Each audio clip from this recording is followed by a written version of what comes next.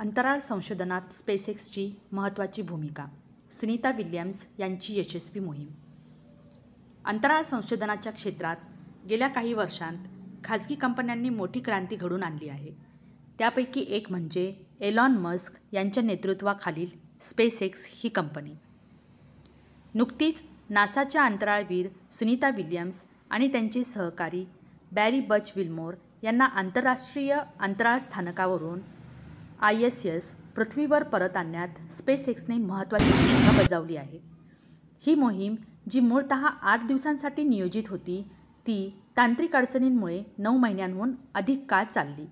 या मोहिमेत स्पेसएक्सच्या तंत्रज्ञानाने आणि धोरणांनी कशी निर्णायक भूमिका निभावली आहे याचा हा सविस्तर आढावा घेतो. स्पेसएक्सचे योगदान. सुनीता विल्यम्स आणि बच विल्मोर यांनी 5 जून 2024 रोजी बोईंगच्या स्टारलायनर अंतराळयानातून ISSसाठी उड्डाण केले. ही मोहीम बोईंगच्या स्टारलायनरचे पहिले मानवसहित चाचणी उड्डाण होते. मात्र स्टारलायनरच्या प्रोपल्शन सिस्टीममध्ये आलेल्या अडचणींमुळे अंतराळवीरांना परत आणणे शक्य झाले नाही. सप्टेंबर 2024 मध्ये नासाने स्टारलायनरला मानवरहित अवस्थेत पृथ्वीवर परत आणले आणि सुनीता विल्यम्स यांच्यासह अंतराळवीरांना परत आणण्यासाठी स्पेसएक्सच्या क्रू ड्रॅगन या अंतराळयानाचा पर्याय निवडला. स्पेसएक्सच्या क्रू ड्रॅगन यानाने या मोहिमेत अनेक बाबतीत आपली क्षमता सिद्ध केली.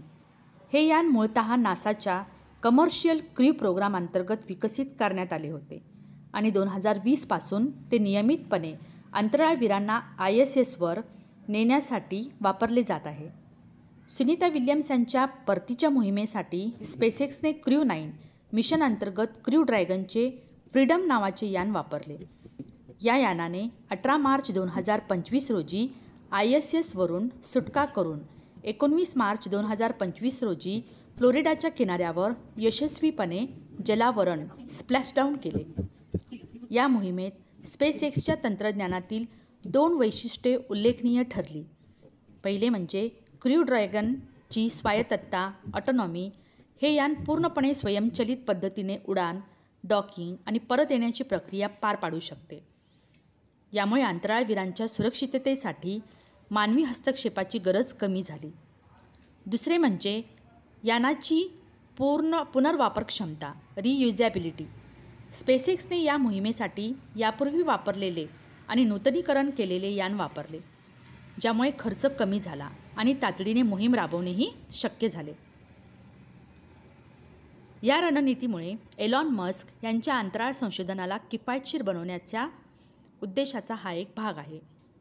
या मोहिमेच्या यशामागे स्पेसएक्सच्या जलद निर्णय क्षमता आणि नासासोबतच्या समन्वयाचेही मोठे योगदान होते.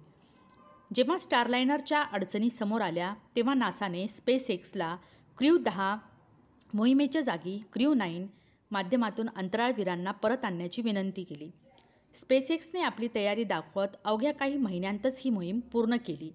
यातून स्पेसएक्सची लवचिकता आणि आपत्कालीन परिस्थितीत कार्य करण्याची क्षमता दिसून आली. शेवटी सुनीता विल्यम्स यांच्या परतीच्या मोहिमेने स्पेसएक्सच्या असलेल्या अंतराळ संशोधनातील प्रभावी भूमिकेला अधोरेखित केले आहे. क्रू ड्रॅगनच्या प्रगत तंत्रज्ञानाने आणि स्पेसएक्सच्या धोरणांनी केवळ अंतराळवीरांची सुरक्षितता सुनिश्चित केली नाही, तर बोईंगच्या स्टारलायनरला पर्याय म्हणून खाजगी कंपन्यांचे महत्त्वही दाखवून दिले. एलॉन मस्क यांच्या नेतृत्वाखाली स्पेसएक्सने अंतराळ संशोधनाला नवी दिशा दिली आहे, ज्यामुळे भविष्यातील मोहिमा अधिक कार्यक्षम आणि सुरक्षित होतील. सुनीता विल्यम्स यांनी 286 दिवस अंतराळात घालूनही आपले धैर्य आणि समर्पण दाखवले, तर स्पेसएक्सने तंत्रज्ञानाच्या बळावर या मोहिमेला यशस्वी केले.